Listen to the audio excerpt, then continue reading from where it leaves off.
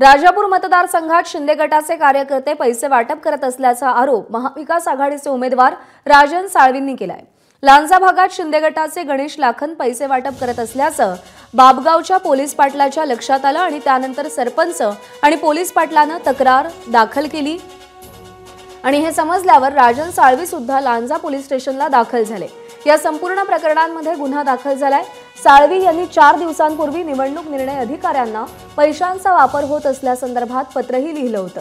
गणेश लाखन, बाबू खामकर आणि ओमकार मोरे या तिघांविरोधात हा गुन्हा दाखल करण्यात आलेला आहे।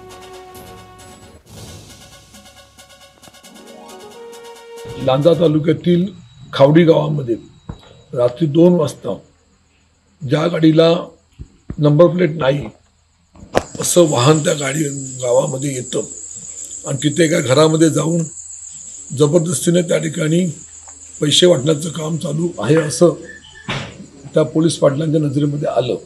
त्यासंबंधी तक्रार आम्ही या ठिकाणी पोलीस पाटलांनी आणि या ठिकाणी आमच्या सरपंचांनी या ठिकाणी नोंदवलेली आहे। हे समजा थांबलं नाही तर शेवटी कायदा सुव्यवस्था आम्हाला हातामध्ये घेऊन अशा लोकांना आम्हाला चोप द्यावा लागेल, ही आमची भूमिका पुढची राहील। एबीपी माझा, उघडा डोळे बघा नीट।